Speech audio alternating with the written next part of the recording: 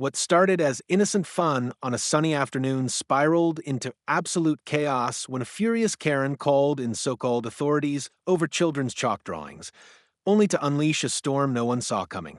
Lies, fake cops, and a battle for the truth turned a neighborhood squabble into an all-out war for justice. The day began innocently enough with a group of neighborhood children gathering outside on a warm, sunny afternoon. Armed with boxes of colorful sidewalk chalk, they set out to transform the dull, gray pavement into a vibrant display of creativity. The kids worked together eagerly sketching flowers, animals, hopscotch grids, and even heartfelt messages like, "Have a great day," and "Smile." Their art brought a lively energy to the block, and passers-by couldn't help but smile at the joyful sight. It was the kind of spontaneous neighborhood moment that strengthened community bonds and reminded everyone of the simple happiness of childhood. Most of the residents welcomed the lively artwork. Parents stood nearby, chatting and occasionally taking photos of their kids' masterpieces. Neighbors out for a walk paused to compliment the young artists, praising their talent and enthusiasm. For many, the colorful drawings were a refreshing break from daily monotony, a burst of positivity that gave the street a sense of warmth and connection. It was one of those rare, beautiful moments where everyone seemed unified in appreciating something pure and wholesome. However, not everyone viewed the chalk art with such goodwill. Karen, a longtime resident of the neighborhood, known for her strict interpretation of rules and her frequent complaints, noticed the colorful sidewalk and immediately took offense. To her, the drawings were not art or expressions of innocence, they were graffiti, plain and simple. She firmly believed that public spaces should remain pristine, free of anything she personally deemed disorderly or inappropriate. The cheerful sketches, in her mind, represented a lack of respect for property and authority, and she convinced herself that allowing it would set a dangerous precedent for further lawlessness. Rather than approach the situation with kindness or a spirit of community, Karen's disapproval quickly escalated into anger. She marched outside, arms crossed and expression stern, muttering loudly about vandalism and delinquency. Despite the fact that the drawings were non-permanent and would wash away with the next rain, Karen treated the situation as a serious violation. She fixated on the idea that the children were destroying the neighborhood's appearance and claimed they were setting a bad example for others. Some neighbors, hearing Karen's complaints, tried to reason with her. They pointed out that the chalk art was harmless and temporary, that it brought joy to the block rather than damage. A few parents explained that they were supervising the children and that the drawings would naturally disappear over time. They gently reminded Karen that no property had been damaged and that the sidewalks belonged to the city, not to individual homeowners. Even city ordinances typically didn't classify chalk drawings as graffiti unless there was permanent damage, which there certainly wasn't in this case. Despite these reasonable explanations, Karen refused to back down. Her anger only intensified, fueled by the belief that no one was respecting her authority or concerns. She insisted that the neighborhood was going downhill because of lax attitudes and accused the parents of encouraging disrespect toward property and rules. Her voice grew louder, her tone sharper, and her willingness to listen disappeared entirely. To Karen, the fact that others disagreed only proved to her that she was the lone voice of reason in a sea of irresponsibility. Feeling ignored and increasingly frustrated, Karen decided that stronger action was necessary. In her mind, if the parents and neighbors wouldn't enforce order, she would have to involve the authorities. She began threatening to call the police, claiming the children were guilty of vandalism and that their parents would be fined. This declaration shocked many of the bystanders, who had never imagined such an innocent gathering could escalate into a legal matter. The parents remained calm, reiterating that nothing illegal was happening, but Karen was beyond persuasion. Rather than contacting the legitimate authorities, however, Karen made a fateful decision that would dramatically worsen the situation. She claimed she knew people who could handle these kinds of violations quickly and efficiently. She promised that once these so-called officials arrived, the neighborhood would be put back in order and the children and their negligent parents would learn a hard lesson about respecting property. Most of the neighbors assumed Karen was simply making empty threats, venting her frustrations as she often did.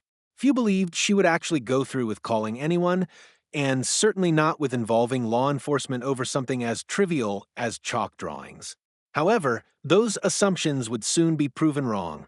Unbeknownst to the families enjoying the afternoon, Karen was setting in motion a chain of events that would escalate the situation far beyond what anyone could have predicted. Karen's decision to seek outside help marked a dangerous turning point. Her inability to see the innocence of the situation blinded her to the consequences of her actions. Instead of embracing the spirit of community and forgiveness, she clung to a rigid, punitive mindset that treated children's playtime as a crime in need of severe correction. What had started as simple sidewalk art was about to transform into a neighborhood conflict that would draw in fraudsters, expose deeper issues of trust and authority, and leave the entire community questioning how something so small had spun so wildly out of control. By the time Karen's authorities arrived, the neighborhood's sense of peace and unity had already begun to unravel, all because a few colorful drawings on the sidewalk had offended one person's misguided sense of order. Karen's frustration over the children's chalk drawings had reached a boiling point. Determined to assert control and restore what she saw as proper order, she made a call, not to the real police, but to a group she believed would handle the situation more efficiently. This decision marked the beginning of a dangerous and chaotic turn of events. Rather than contacting official law enforcement, Karen unknowingly, or perhaps recklessly, reached out to individuals posing as private community enforcement officers, a group with no real legal authority. Within the hour, two men arrived in the neighborhood, dressed in what appeared to be official-looking uniforms. Their outfits were just convincing enough to fool someone who wasn't paying close attention. Navy shirts with shiny badges, black pants, utility belts, and even clipboards. They pulled up in an unmarked vehicle, which they claimed was part of a new community policing initiative. The neighbors, still gathered outside, watched with confusion and unease as the men approached with an air of authority. Without taking time to assess the situation properly, the fake officers immediately began asserting control. They walked up to the sidewalk where the children's drawings still decorated the concrete and declared the art to be an act of vandalism. With stern voices and formal language, they announced that the parents of the children were in violation of multiple community laws and could be fined up to several $100s per incident. They handed out phony citations printed on official-looking forms listing supposed infractions like defacement of public property and creating public nuisances. The fake officers spoke with such confidence that, for a moment, even some of the more skeptical neighbors hesitated. Their appearance and demeanor were designed to intimidate and discourage any questioning of their legitimacy. The men used legal-sounding jargon, quoting fabricated bylaws and threatening escalating penalties if parents didn't comply immediately. They demanded on-the-spot payment for the so-called fines, insisting that if the fees weren't paid immediately, the cases would be escalated to court with even harsher consequences. Karen stood nearby, arms crossed in satisfaction, believing that justice was finally being served. To her, this was the vindication she had been seeking. The sight of these uniformed enforcers confronting the parents and children reinforced her belief that she had been right all along. She ignored the growing discomfort among the other residents and the worried expressions on the parents' faces. Her focus remained firmly on the outcome she desired: punishment for what she perceived as a blatant disregard for rules. The fake cops maintained their act by presenting counterfeit identification cards when questioned. They even referenced a fictional neighborhood code of conduct booklet, claiming it was part of new regulations passed by the Homeowners Association. Their tactics preyed on confusion and fear, relying on the assumption that most residents would not be familiar with every nuance of local laws or HOA guidelines. By blending official-sounding language with aggressive enforcement tactics, they created an environment of intimidation that made it difficult for people to feel confident pushing back. Several parents, shocked and alarmed by the sudden escalation, began questioning the legitimacy of the fines. They pointed out that the sidewalks were public property maintained by the city, not the homeowners association. Furthermore, they argued that chalk art was a non-permanent, widely accepted activity among children in almost every neighborhood. When pressed, the fake officers grew more aggressive, doubling down on their threats and warning of legal consequences for anyone refusing to pay. Tensions rose as some residents attempted to call the city offices to verify the enforcement claims. The so-called officers tried to discourage them, warning that delays would increase penalties and suggesting that contacting the city would result in additional processing fees. These scare tactics were designed to push frightened parents into paying quickly without taking the time to think critically or verify the legitimacy of the situation. However, the more the fake cops spoke, the more inconsistencies began to appear in their stories. Sharp-eyed residents noticed that the badges didn't bear any official city or police department insignia. The language on the citations was oddly generic, lacking the usual detailed references to actual municipal codes. Even their supposed identification cards seemed flimsy upon closer inspection, missing key elements like department seals or official signatures. Doubt started to spread among the parents and bystanders. Whispered conversations broke out as neighbors compared notes, sharing suspicions that something wasn't right.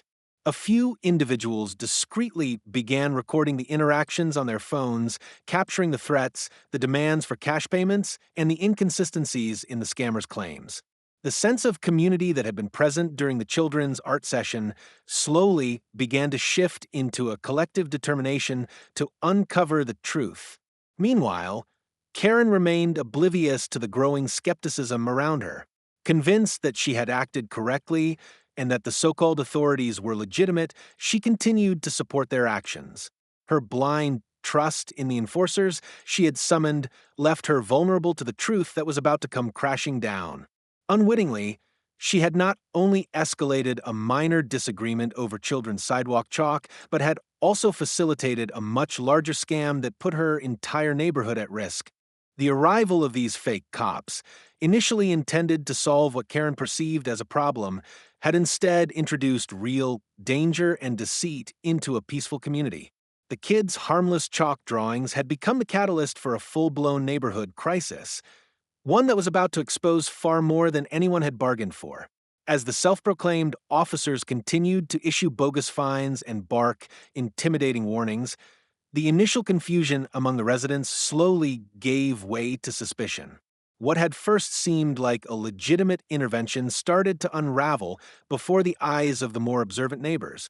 Doubts grew steadily as people noticed strange inconsistencies in the way these so-called officers conducted themselves. Several residents began recalling how real city officials usually handled issues like property complaints or code violations.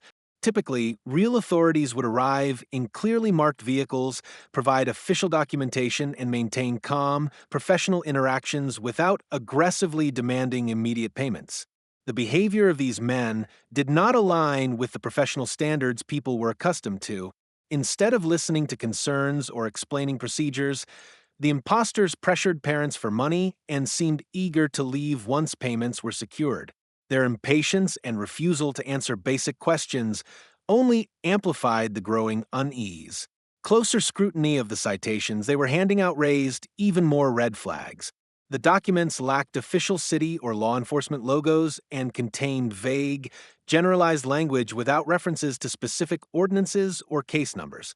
Some citations were even filled out sloppily with misspelled words and inconsistencies in the listed fines. Rather than citing clear rules, the papers used intimidating terms like serious misconduct and urgent violation without any legal backing. Residents began to compare these details among themselves.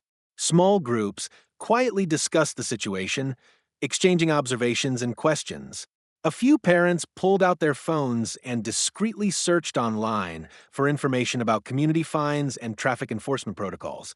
It didn't take long for them to realize that legitimate authorities would never operate the way these men were acting. No city department issued on-the-spot citations demanding cash, especially not over something as harmless as children's sidewalk chalk drawings. The imposters' fake credentials became another source of suspicion. Upon closer examination, their badges looked inexpensive and generic, lacking the complex designs, holograms, or detailed embossing seen on authentic government identification.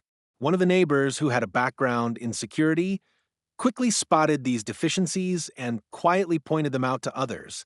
Additionally, the supposed identification cards the fake cops flashed looked hastily made, featuring incorrect formatting and suspiciously vague titles like Community Regulation Officer, without mentioning any official department or contact information. As more neighbors grew wary, a few residents took it upon themselves to start gathering evidence. They began recording videos and taking photographs of the imposters' badges, uniforms, citations, and even their vehicle. They made sure to document the license plate and any other identifying marks that could be used to track the scammers down later. These vigilant efforts, carried out carefully to avoid alerting the fake officers, would soon become crucial in exposing the fraud. Some parents decided to challenge the imposters more directly, asking pointed questions about their authority and demanding to see official identification. In response, the fake cops grew increasingly agitated, their composure slipping as they struggled to maintain their false narrative. Their answers were vague and inconsistent, and when pushed for clarification, they deflected by issuing more threats about escalating the situation to higher authorities if people didn't comply. The imposters' credibility continued to erode when a few parents placed calls to the city police department's non-emergency line. They inquired about the existence of any partnerships with private enforcement companies operating in the neighborhood. The response from the city was clear and unequivocal. No such partnerships existed, and any officers operating on behalf of the city would be easily identifiable by their uniforms, marked vehicles, and transparent processes.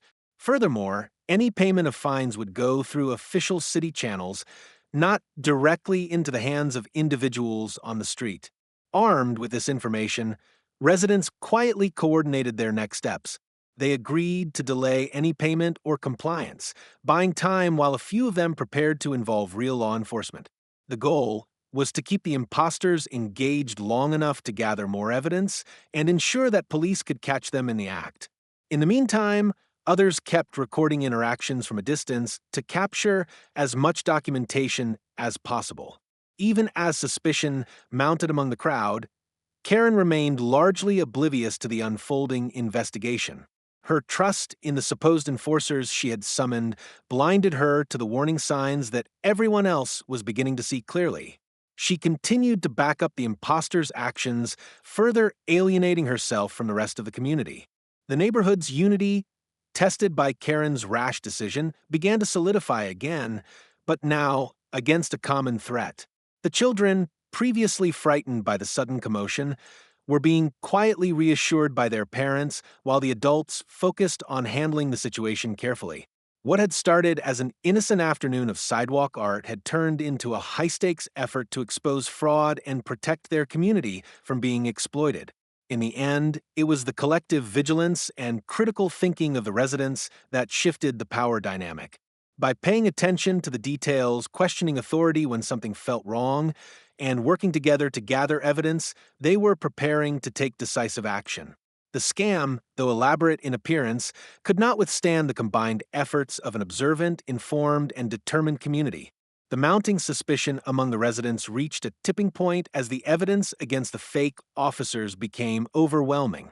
Parents who had quietly gathered photographs, video footage, and notes on the scammers' behavior were now ready to act. Coordination among the neighbors was swift and effective. One resident called the real police department's emergency line, informing them that individuals impersonating law enforcement officers were present in the neighborhood, attempting to extort cash from residents under the guise of enforcing fictitious regulations. While waiting for the arrival of the real authorities, the neighborhood worked together to contain the situation without escalating it further. They employed a calm but firm strategy, refusing to pay the demanded fines, continuing to record interactions, and subtly blocking any potential escape routes for the scammers. Parents positioned themselves strategically, ensuring that the fake officers couldn't slip away unnoticed. Cars were parked in ways that narrowed exits, and people maintained a visible presence near the imposter's vehicle to discourage them from fleeing. Meanwhile, Karen began to sense that the situation was not unfolding as she had imagined. Despite her earlier confidence, it became increasingly clear that the neighbors were no longer supporting her. Whispers and cold glances directed her way made her feel isolated. When she overheard a parent loudly state that the real police were on their way, panic flickered across her face. She realized, perhaps for the first time, that the people she had called in were not legitimate officers but opportunistic scammers. The weight of her mistake settled heavily on her shoulders as she faced the reality that she had enabled a serious crime to take root in her own neighborhood. Within minutes, marked police vehicles arrived, their flashing lights instantly drawing everyone's attention. Uniformed officers stepped out, displaying genuine credentials and radiating the calm authority that the fake enforcers had so clearly lacked. The moment the scammers saw the real police, their bravado evaporated. They attempted to argue that they were part of a special unit, but the city officers immediately demanded proper identification and proof of authority, which, of course, the scammers could not provide. The imposters' behavior quickly unraveled under pressure. Their stories conflicted with each other, their fake badges were exposed as cheap counterfeits, and their lack of legitimate credentials became undeniable. Real officers separated the scammers from the residents, questioning them individually, while other officers gathered statements from the parents and witnesses. The video recordings and photographs the residents had collected were crucial pieces of evidence, clearly documenting the scammers' attempts at intimidation, their demands for immediate cash payments, and their misrepresentation as law enforcement. As the investigation unfolded, the police uncovered further evidence of fraud.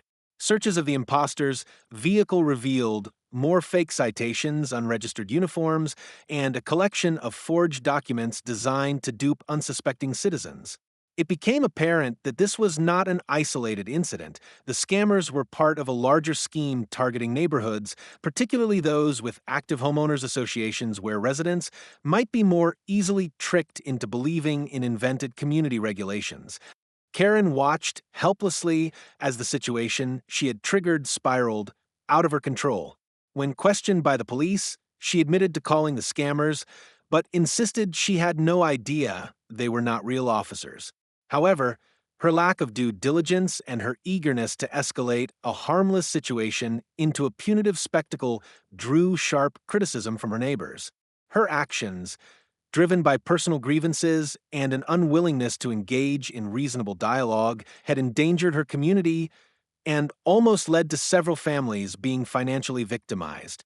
The confrontation and exposure of the fake officers were a major wake-up call for the entire neighborhood.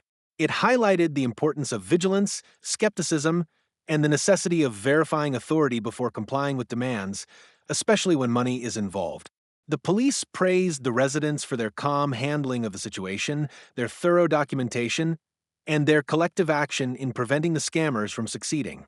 Beyond the immediate legal consequences for the imposters, the event had lasting impacts on the community dynamics. Trust in each other was strengthened as neighbors realized the power of collective action and the importance of standing up against injustice, no matter how small it might appear at first. Conversely, Karen's credibility was severely damaged. Many residents, while stopping short of outright hostility, distanced themselves from her, viewing her as someone whose judgment had proven not only flawed but dangerous. In the aftermath, discussions were held about better communication within the community, ensuring that minor disputes would be handled internally and respectfully rather than escalating unnecessarily. Plans were also made to organize community education sessions on recognizing and reporting impersonators and scammers. The chalk art that had initially sparked the confrontation became a symbol of resilience.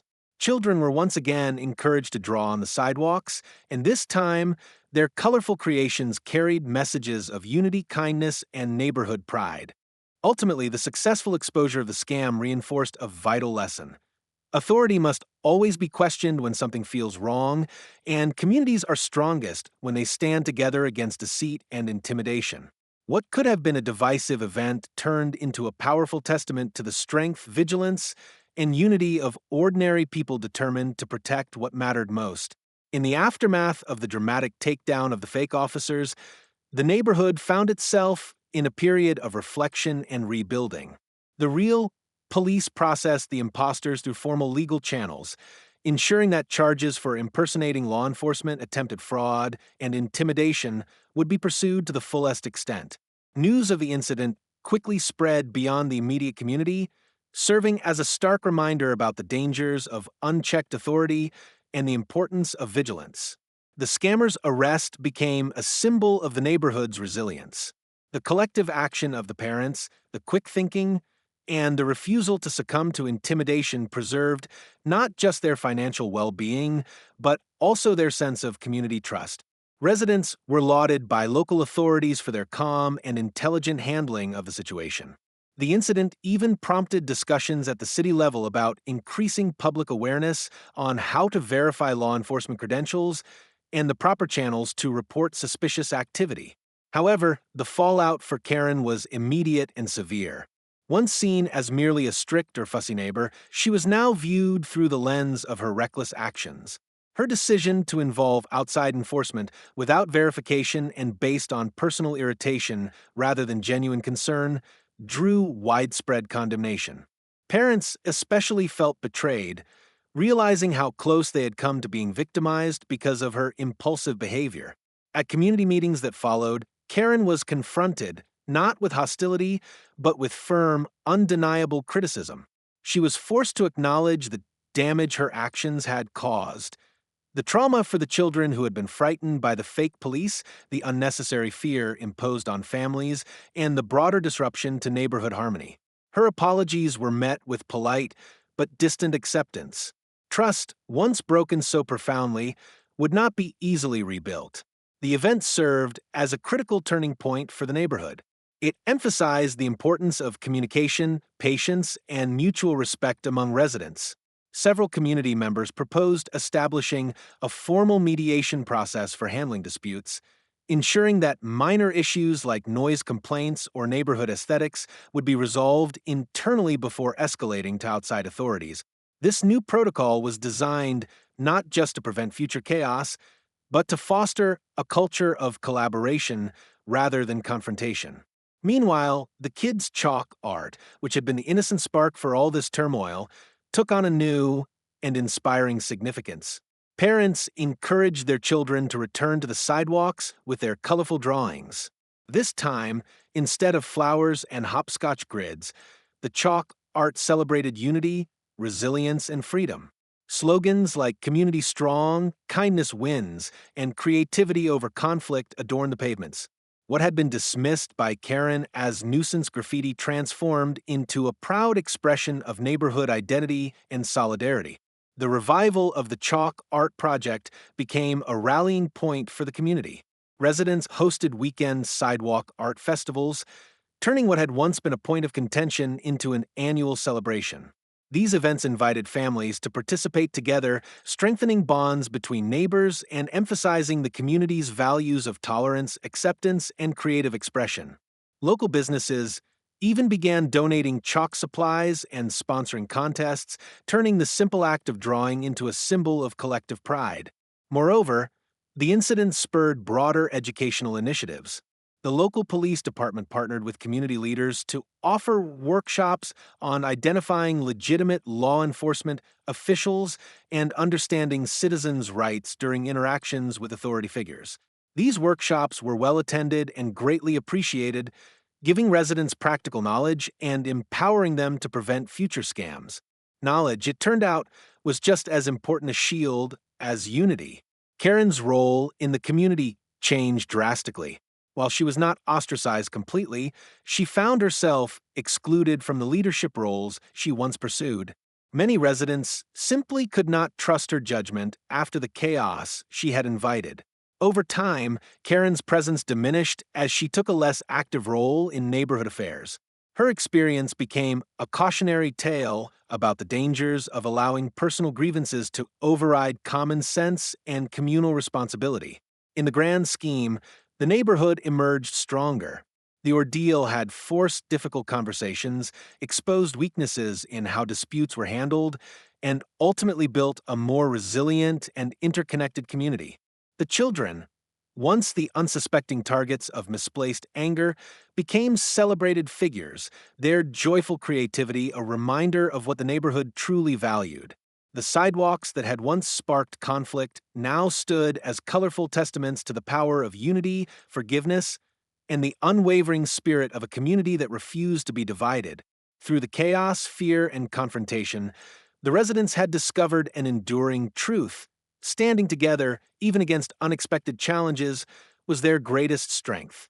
And in the bright, playful chalk drawings of their children, they found daily inspiration to keep moving forward with kindness, patience, and hope. If you love this wild showdown, don't forget to like, subscribe, and hit the bell for more jaw dropping tales only on Expect Stories.